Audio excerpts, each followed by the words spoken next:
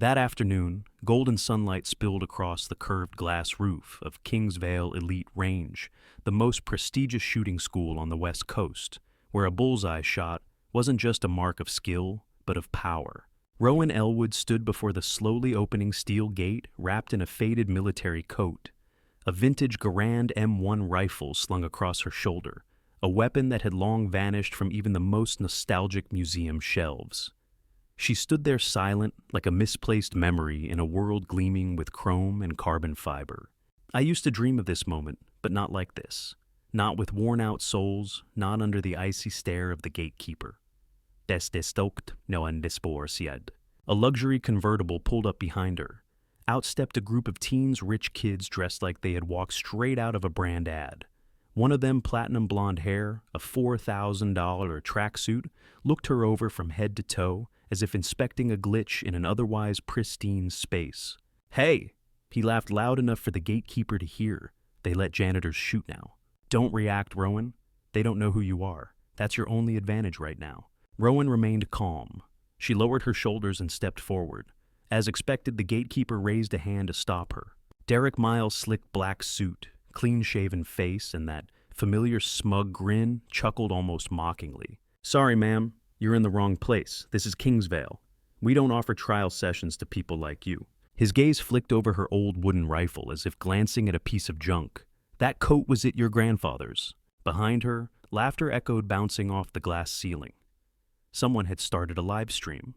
A girl held up her phone and whispered to her friend, "Oh my God, this is gonna blow up on TikTok. Hashtag Nijar vintage shooter vibes." Rowan slowly reached into her coat pocket. Her fingers brushed a smooth, slightly curved plastic. An old VIP pass, the silver finish dulled, but still flashing a faint blue when scanned. Beep! The scanner light blinked reverent almost. The screen displayed, "Access granted. Guest of Lee's Colonel Elwood." Derek's expression froze. His smile twisted like he had just swallowed sand. This must be a system error." "No mistake," Rowan said, her voice low, clear and utterly devoid of anger. "Only resolve." "Dad, I've made it through the gate, but I don't know whether to feel proud or like I'm walking into a den of wolves." The atmosphere shifted. The laughter vanished. A void opened and Rowan stepped through as if she had just fired an invisible shot straight through the fence of privilege. End of part 1. Rowan has crossed Kingsvale's gate, not with appearance, not with reputation, but with a pass paid in blood and honor. But what awaits her inside is not a shooting range, it's judgment. The glass doors slid open, and a mixture of gunpowder and rich espresso filled the air. Kingsvale wasn't like any shooting range Rowan had ever seen. This wasn't a training ground. It was an arena for power, arrogance, and surplus confidence. Everything gleamed polished black marble floors, cold white LED lights, digital scoreboards, and names flashing across the screens like headlines from Forbes' Elite Shooting Edition. Ikaudwell, 99, Vifa, Vale, 9, 8, T, Reed, 9, 7. They didn't shoot to win, they shot to dominate the gaze of others. Rowan stepped lightly through the grand foyer, her worn combat boots squeaking softly against the stone tiles as if objecting to her presence. From the plush leather seats, heads-turned eyes filled with surprise, disdain, and cruel amusement. I'm a smudge on their perfect canvas, and they all want to erase me. A boy lounging with a steaming latte lifted his phone and snapped a photo of her, not bothering to hide it. She saw the caption being typed. Kingsvale featuring Call of Duty 1945 cosplay. The group burst into laughter. In one corner of the foyer, Braden Knox, son of Walbridge Fund's billionaire founder, adjusted the cuffs of his silk blazer and sneered. "What is that?" he asked loudly, like a talk show host seeking a punchline. "Which world war are we reenacting today?" Another student fake coughed dramatically. "Someone call security. Looks like a bus station. Dropout just wandered in." Rowan didn't respond. She walked straight ahead as though their words were merely wind rustling through leaves. But her eyes missed nothing. And then the live stream began. A giant screen on the wall flickered to life with live comments. The foyer's security cameras were broadcasting Rowan to thousands of online viewers. "Who is she? Shooter homeless. Has anyone checked her ID yet?" A woman's voice rang out haughty like the click of heels on ceramic tile. "This is a disgrace." Rowan turned and saw Aria Vale, Hair like spun, gold posture like a magazine cover, Kingsvale's #2 ranked shooter, and the brand face of luxury gun sight manufacturer Duralux. Arya stood tall, her gaze frosty. Kingsvale is not a landfill. You should go back to wherever those coats belong. The live stream erupted with mocking emojis. Someone typed, "Salvage shooter, back to logistics, grandma." Rowan bit her lower lip, but she didn't move. Not a single step. If I back down today, I'll never be able to hold my head up again. Her eyes locked onto the firing lanes 50 meters ahead. The only place where words meant nothing. Only the score would decide who truly belonged. A speaker embedded in the wall announced in a deep voice, "Athletes prepare technical assessment begins in 20 minutes." Rowan passed through the main lobby, where VIP students loaded bullets into gleaming firearms worth more than a car. She felt their eyes no longer just surprised or amused, but quietly outraged, as if her presence defiled the purity of this space. Who is she? She must have cheated her way in, wearing that and walking into the VIP lane. A brass cartridge rolled across the floor to Rowan's boot. She looked up, Tyler Reed, grandson of a former senator, lounging in a leather chair, his rifle engraved with gold lettering. "Hey, Tyler," raised an eyebrow, a coffee stirrer between his lips. "You gonna polish the targets with that coat?" Rowan didn't answer. She didn't even bend to pick up the bullet. She simply walked over it as if it never existed. "My silence is my last weapon. I won't let them steal it too." Just then, a sliding door opened. Out stepped a woman, brown hair in a neat bun, tailored blazer, voice steady and cold, like a nurse in a military court. Dr. Sylvie Quinn, shooting technique instructor, one of the most influential coaches at Kingsvale. She wasn't alone. 2 trainees live streaming followed closely. Their cameras instantly zoomed in on Rowan. Sylvie stopped in front of her. No words, just a long look. Then she spoke. "What's your name?" "Rowan Elwood." Her voice didn't shake. Sylvie tilted her head, her eyes scanning the Garand M1 on Rowan's shoulder, like inspecting a rusted artifact in a war museum. "You do realize this is a scheduled assessment for Class A marksmen. I was invited by Commander Devlin." "Right." Sylvie smiled, but not kindly. "Kingsvale occasionally hands out charity spots, but I didn't think they allowed people to bring mobile exhibits." The crowd laughed. The live stream lit up with comments. "Old gun no class. Someone give her a timeline. She's lost in history." Rowan stood still. "If I speak now, they'll twist every word, so I'll let the bullet speak for me." Sylvie stepped closer, voice sharp. "You're nothing special. Elwood, no technique, no tech, no pedigree, and most of all, no right to be here." The last sentence dropped like a stone into water, heavy and spreading. In a far corner, a large LED screen streamed Rowan's face, every expression, every bead of sweat. Somewhere, someone left a comment. "This is Kingsvale, not boot camp." Miles away in a hospital room, Mrs. Elwood, Rowan's mother, was watching, her face, pale, hands trembling. A nurse reached to lower the volume, but she raised a hand. "No, leave it. I want to hear everything." She needs to know her mother is still here. Rowan lifted her head. Her eyes swept the room, every sneer, every camera aimed like a loaded gun. Her lips pressed tightly, but in her heart. This place belongs to them. But today, I'm going to leave a mark they can't erase. The scoreboard's glow danced across the polished faces. Numbers gleamed.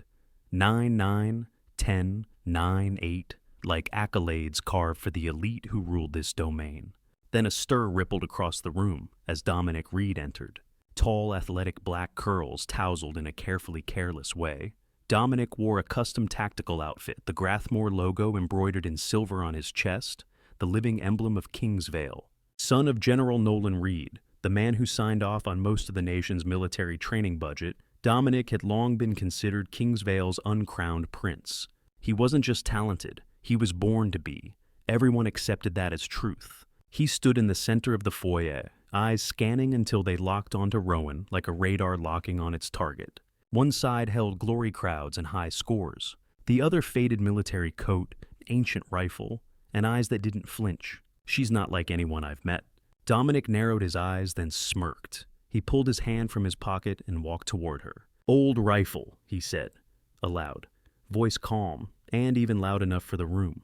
"You do know this isn't an antique fair, right?" Rowan didn't answer, but her gaze stayed locked as if her rifle wasn't loaded yet, but already aimed. Dominic tilted his head. stepping closer, his voice dropping more serious. You're upsetting the system. Some people want you thrown out right now, but I have a different idea. He turned louder now, like intentionally speaking into the cameras. I challenge her, right here, right now. The room erupted. Students looked at each other. The live stream lit up. If she beats me, I'll leave Kingsvale forever. If I win, she walks, takes that fairy tale rifle and never comes back. Silence. A terrifying silence. Rowan didn't move. Her fingers tightened slightly around the rifle strap, not out of fear but to hold back the surge of emotion. No need to answer. Now Dominic continued his smile, returning this time laced with curiosity. But if you accept, I hope you know how to pull the trigger the right way. Laughter exploded across the hall. A student whistled. A girl whispered into her mic. This will be the most expensive duel in Kingsvale livestream history. Rowan finally spoke. She didn't say much, just one word firm as the snap of a bolt. Yes.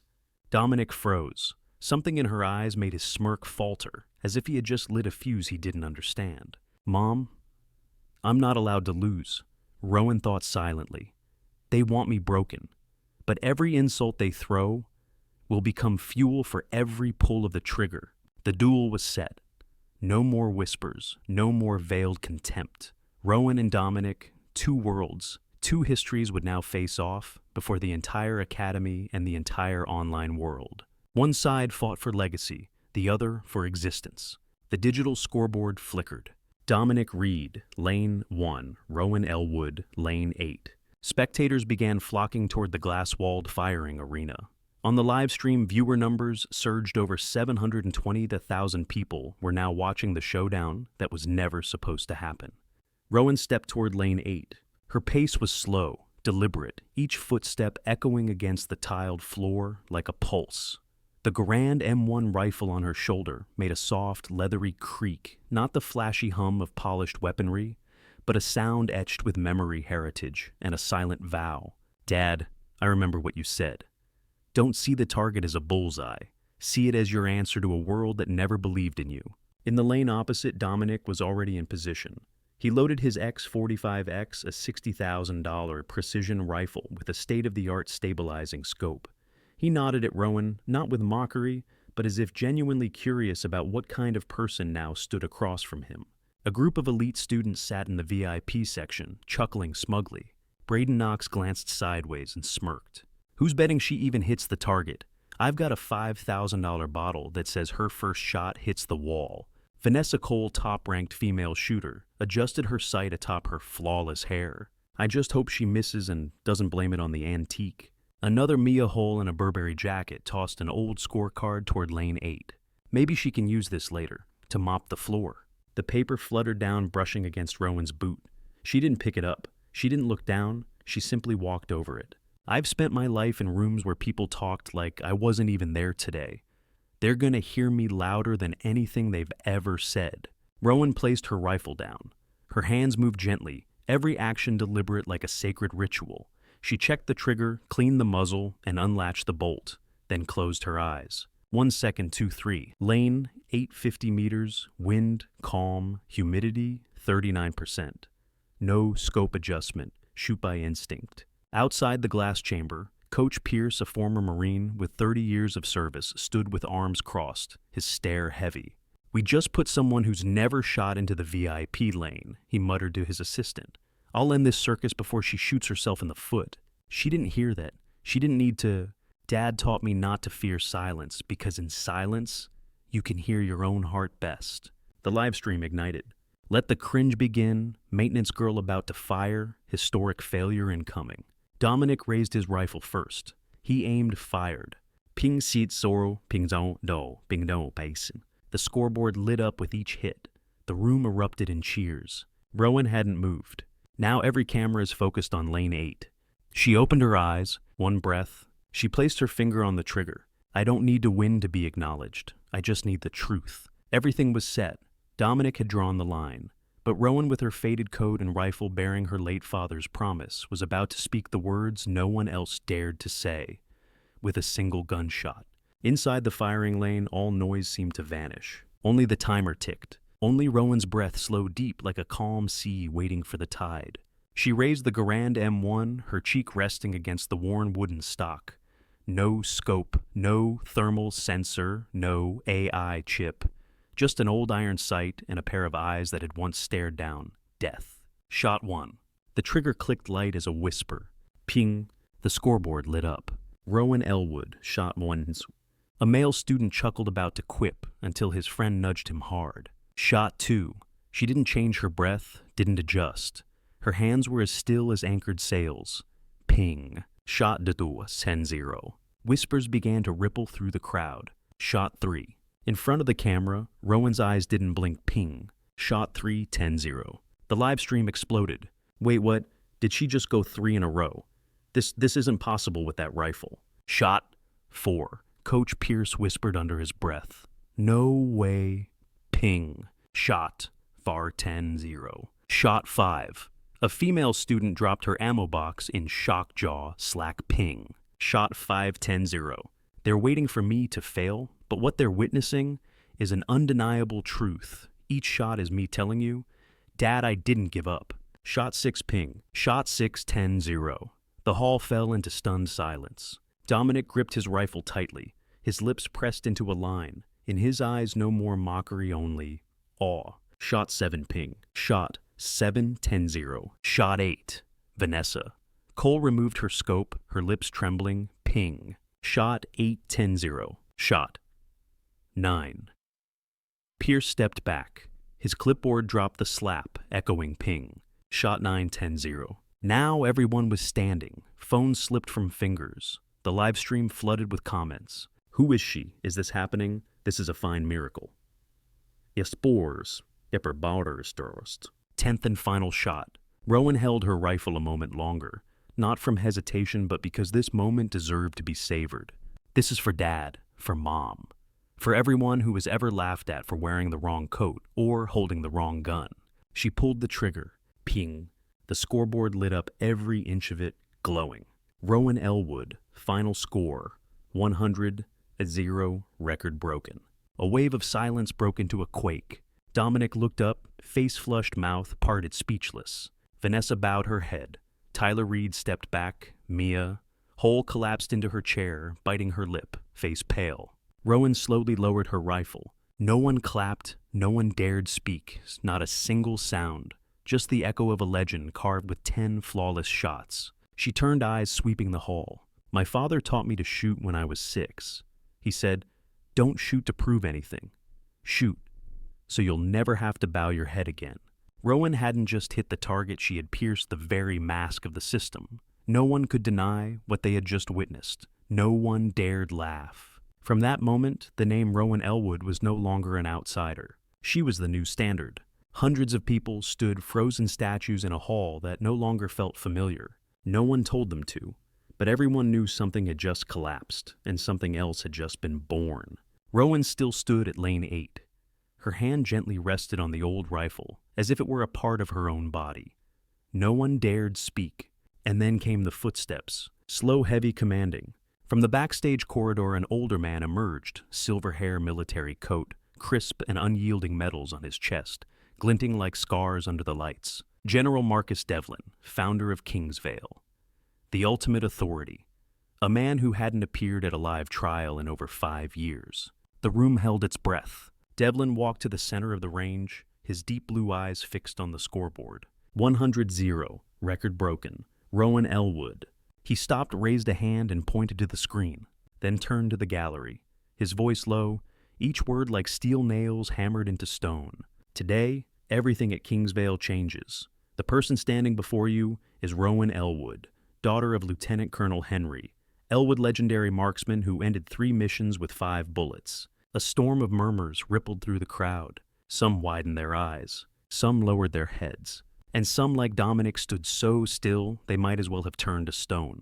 Devlin continued. She doesn't come from wealth. She has no endorsement deals. She doesn't drive a sports car. She came here with an old rifle, a promise to a fallen father, and a skill that no one can now deny. She is why Kingsvale exists. Derek Miles, the receptionist who blocked her at the gate, stood paralyzed against the glass wall, his forehead damp with sweat, mouth stammering. I didn't know. Devlin's voice cut cold as a blade. You're suspended immediately. as is anyone who publicly mocked, humiliated, or made discriminatory remarks today. Vanessa Cole gripped the leather seat beside her, trembling Tyler Reed. Exited the live stream, Mia Hull slumped into her chair, wordless. Devlin raised his hand. On the digital board, a new line appeared in bold type. Rowan Elwood, record holder, 100-0, undisputed. And then what no one expected happened. Coach Pierce, the veteran Marine, who had doubted her, rose from his seat. He didn't speak. He just clapped. Once, then twice. Then the room, shocked awake, burst into thunderous applause, echoing like fireworks across the season's final night. She didn't have to speak. They spoke for her through the applause they never thought they'd give to someone like her. Rowan didn't smile, didn't bow.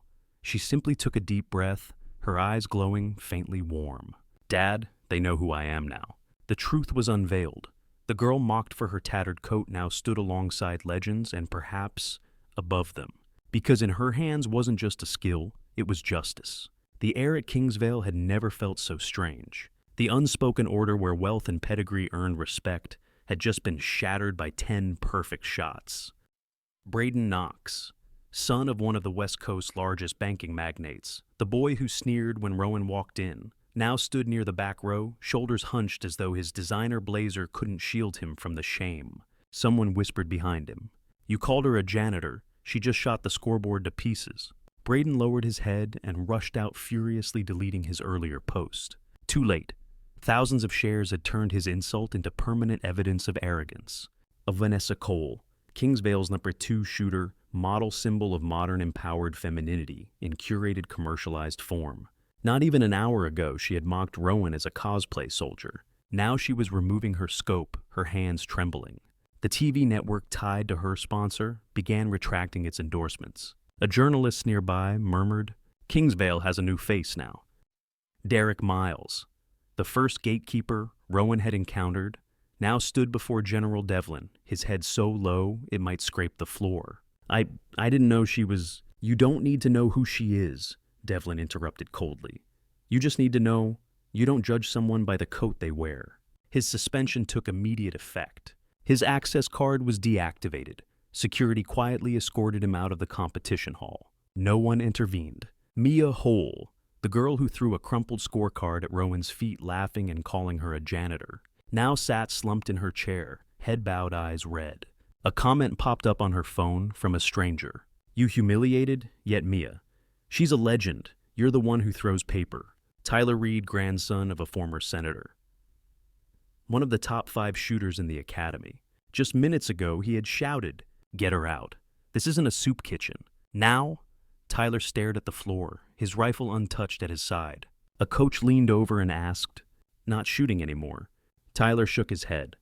"No one will remember my score today.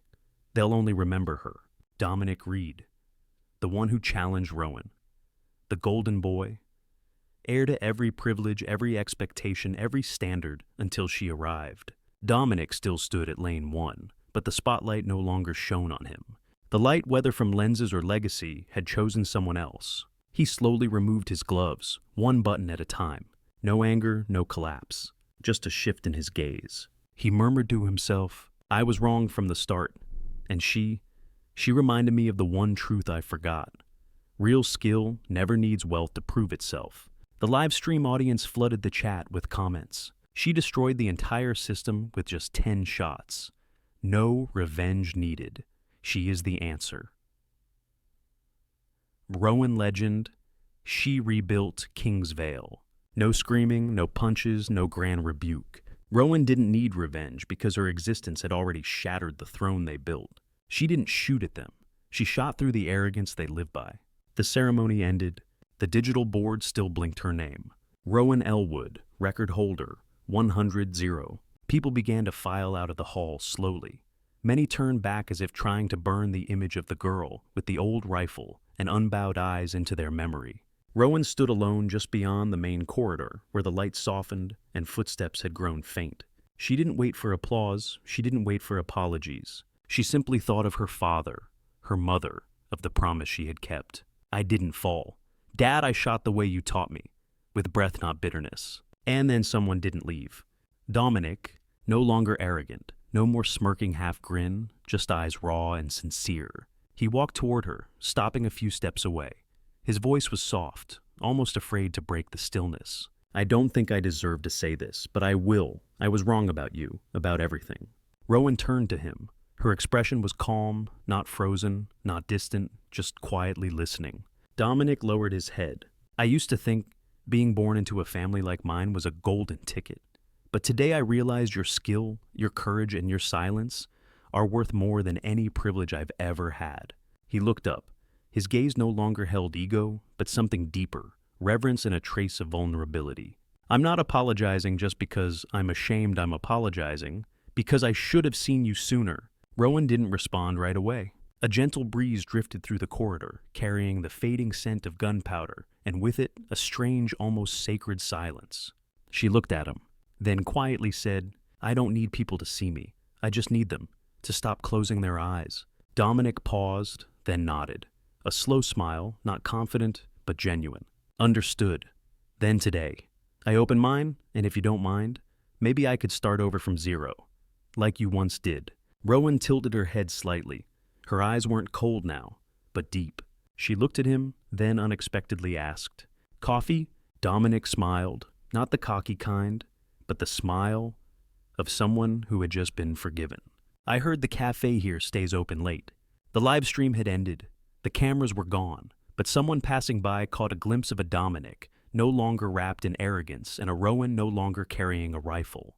Just a boy and a girl, starting again as real people. Love didn't arrive in a flash of glory. It arrived in the quiet moment where two people set down their shields and stood before each other with truth, hurt, and respect. That's how Rowan Elwood reached Dominic's heart without firing another shot. 1 month later, Kingsvale Elite Range, once spoken of with phrases like only for the bloodline or no place for humility, had changed.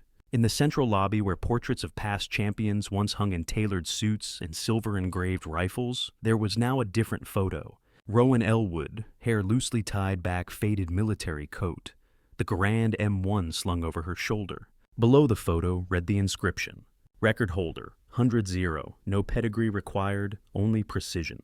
The VIP doors that were once tightly closed had been left ajar. Those who were once dismissed as low-tier scholarship recipients, working-class students and applicants with no family name, were now recognized as the core of progress. The assistant trainee who once scoffed quietly at Rowan now stood before her head, held high, and said, I laughed at you. I'm sorry, but you made me believe maybe I can do it too. Rowan didn't need a title. She was the title. In new lecture modules, Coach Pierce no longer cited elite names for technique demonstrations. He began his sessions with, Today we're going to study trigger control, the way Elwood did in the historic series. Vanessa Cole had withdrawn from the academy team. Her modeling contract was canceled. Tyler Reed formally requested a leave of absence from Kingsvale, citing to rediscover who I am. Braden Knox transferred schools. Derek Miles, the receptionist who had blocked Rowan at the gate, was now working at a veteran support center as a logistics staff member. He mailed Rowan a handwritten note. Thank you for making me finally see myself in the mirror. And Dominic, he stayed at Kingsvale, but not to defend his status. He stayed to learn from the beginning from Rowan. One quiet afternoon, the two sat together at the empty range. She gently adjusted his grip, then smiled lightly. Your aim is off-center. He hesitated, then admitted. Because I was aiming at someone else. Rowan laughed. Not the kind of laugh that says I'm strong, but the kind that says I've been seen, finally. Not long after General Marcus Devlin announced a historic policy change in Kingsvale's recruitment standards. From this day forward, Kingsvale will no longer search only for the wealthy. We will seek those with potential, because a girl with an old rifle taught us greatness isn't defined by where you start, but by the precision of every choice you make. At that year's graduation ceremony, the seats of honor weren't occupied by senators or CEOs. Rowan's mother in a wheelchair was brought to the front row. When the name Rowan Elwood was announced, the entire auditorium rose not out of formality, but out of genuine reverence. At the end of the ceremony, the digital board displayed one final message. From today, Kingsvale is no longer a sanctuary of privilege, but a home of precision, perseverance, and justice. Rowan inspires, bullet truth. Rowan left the hall in her same familiar faded coat. No need to change her appearance to fit in, because now she had redefined what fitting in meant. They used to call me an outsider, but I never needed to play on their field. I just needed to redraw the map. And Rowan Elwood didn't need their applause. She only needed one perfect shot to make the whole world hear its echo. The change at Kingsvale didn't stop at its gates. Rowan Elwood's story, originally shared as a brief live stream snippet, had gone viral across the country. Her name trended on every platform. Yeah, Rowan Legend, Yadin, Bullet, Of Truth, and The Girl at Lane, or Yours Aid.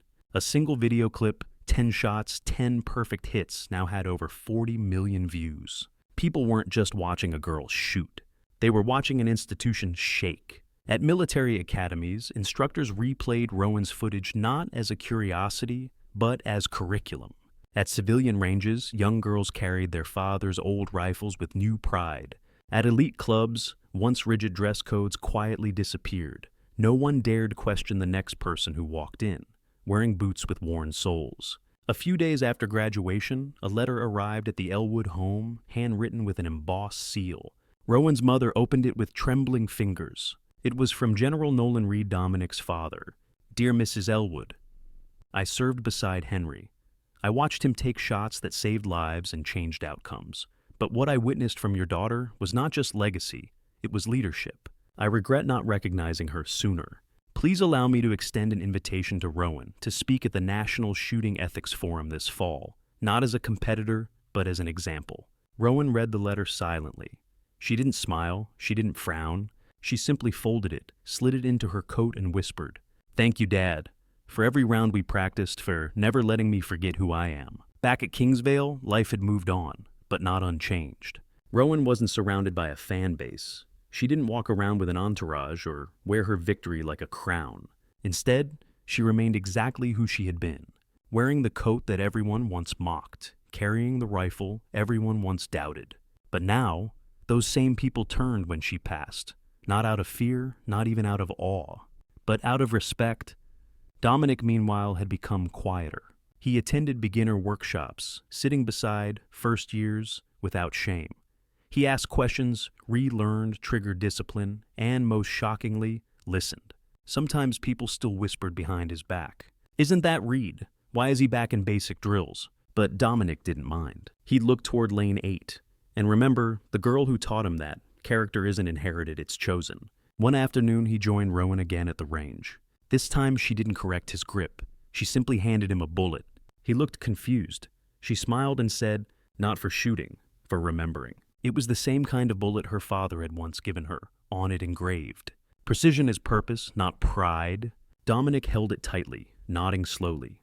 Rowan didn't plan speeches. She never stepped onto stages. She didn't ask for interviews or write a memoir. She simply kept showing up, quiet, ready, accurate. And that, more than anything, changed everything. It was a rainy afternoon at Kingsvale. The glass skylights dimmed with clouded skies, and raindrops ticked rhythmically against the roof, a rare, gentle sound in a place once defined by tension and competition. Rowan stood alone in the empty firing hall, cleaning the Grand M1. Not because she had to, because that's what her father had taught her. You maintain what matters. You care for what has meaning. Behind her, the sound of hesitant footsteps. Coach Pierce. He paused by the entrance, watching her in silence. Then he finally said, "Elwood." Rowan looked up. Pierce stepped closer, removed his cap, and for the first time, no military stiffness, no ego. He spoke plainly. "I've taught here for over 2 decades. I've trained medalists, snipers, competitors who ended up on cereal boxes. But I've never taught anyone like you." Rowan didn't respond immediately. She let the silence settle between them, like a breath held with respect.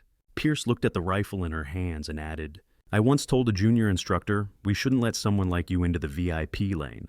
And now," Pierce's voice softened, "now I tell every recruit to watch your footage before they even touch a trigger." He reached into his jacket and pulled out an envelope. Inside was a printed document, Kingsvale's newly updated training manual. Rowan opened it, flipping to the first chapter. There, under Foundational Principles, it read, "Inspiration, the Elwood Standard." She blinked, not out of shock, but out of something deeper, a feeling she hadn't let herself hold for a long time being seen. Pierce nodded once and turned to leave. But before he did, he stopped at the doorway and said over his shoulder, "You didn't just hit 10 targets, Rowan. You hit 10 generations of silence." Outside the hall, the world had already begun adapting. Media outlets now use Rowan's story to critique elitism in institutions. Parent forums posted about teaching their daughters strength beyond appearances. Veterans groups requested permission to reprint her scorecard as inspiration for therapy programs. And at Kingsvale, the word Elwood had become more than a name. It was a Method A benchmark, a quiet revolution. Dominic, meanwhile, began writing again, something he hadn't done in years. Not reports, not essays. Letters. One in particular sat folded in his locker for days before he finally handed it to Rowan. She opened it after training. "You said I didn't have to see you. Just stop closing my eyes. You were right. And now that I see you, I realize I don't want to shoot alone anymore. D." Rowan smiled, then tucked the note into the side pocket of her coat next to her father's bullet. She whispered, "He would have liked you." From that day on, students began forming a new habit. Before stepping onto the range, many would touch the nameplate under Rowan's photo in the hall. Not for luck, but to remember, you don't earn respect by showing off. You earn it by standing still and letting the truth echo louder than any bullet. The autumn sun filtered through the archways of Kingsvale like golden threads. Leaves rustled softly outside the now famous Lane 8, where Rowan Elwood sat alone, her old coat folded beside her, her Garand M1 resting across her lap. She wasn't preparing for a match. There was no competition today. She was simply breathing. The sound of boots echoed behind her. She didn't turn. "You're late," she said, calm as ever. Dominic stepped into view, carrying 2 cups of coffee. He handed her one with a crooked smile. "Only because I stopped by the hall. They replaced your photo." Rowan arched an eyebrow. Dominic took out his phone and showed her the picture. Same frame, same pose. But now beneath her image, a new inscription glowed in digital gold. She didn't break records to be remembered. She broke the silence to change what we remember. Rowan didn't say anything. She took a sip of the coffee, bitter hot grounding. Dominic sat beside her in silence. For a long while, the two watched the empty firing lanes, the wind sweeping across the floor like the memory of applause. Then Rowan asked quietly, "Do you miss it?" Dominic looked at her puzzled. The attention, the glory being, Reed. He exhaled slowly, then shook his head. "I thought that was who I was, but it was just the echo of everyone else's expectations. You showed me who I could be without all that noise." Rowan didn't smile, but her eyes did. Across campus, the Kingsvale orientation tour had changed. Where instructors once began with a history of medals and military donors, they now stopped at a case in the front lobby. Inside it, a single object. Rowan's Garand M1. Underneath it, a brass plaque was engraved. Fired 10 perfect shots, broke 1 system, changed countless lives. And beyond the academy, into places Rowan would never visit, her name traveled without her. At a small-town high school, a teenage girl in her brother's oversized jacket signed up for the shooting team for the first time in her school's history. In a therapy session with a war veteran who hadn't touched a rifle in years, a nurse played Rowan's footage silently. He picked up a training stock the next day. In a community range in Montana, a 70-year-old woman placed a flower next to a TV screen and whispered, "That's how your father would have wanted to be remembered, sweetheart." Back in Kingsvale, Rowan stood once again at Lane 8. She hadn't picked up a rifle in weeks. Until now. Dominic watched as she slowly lifted the M1 from the velvet-lined case, chambered a single round, and took her position. The hall was empty. No spectators, no live stream. Just one lane, one breath, one bullet. And a girl who had nothing left to prove, but everything still to honor. She steadied her arms, leaned into the stock, and whispered into the silence. For those who never got to speak. Ping! The scoreboard flashed 10-0. But this time, no one cheered. Because this shot wasn't for applause. It was for every name never called, every coat laughed at, every person told, "You don't belong." Later that night, Rowan and Dominic sat at the old cafe in town. A waitress came over starstruck, holding a notepad. Are you the girl from the video?" Rowan nodded once. The girl's eyes lit up. "My little sister's been watching you non-stop. She wants to be like you." Rowan looked at the girl and said gently, simply, "Tell her she doesn't need to be like me. She just needs to shoot straight." As they walked out, Dominic turned and asked, "Rowan, after all this, after the records and everything, What do you think your father would say? Rowan looked up at the stars. She didn't answer for a long time. Then finally she said, with the calm clarity of someone who had carried legacy injustice pain and fired straight through them. He'd say, "You didn't just hit the target, you became it." The end. Rowan Elwood never needed a stage. She never needed revenge. All she needed was one clear shot, and a world brave enough to finally listen.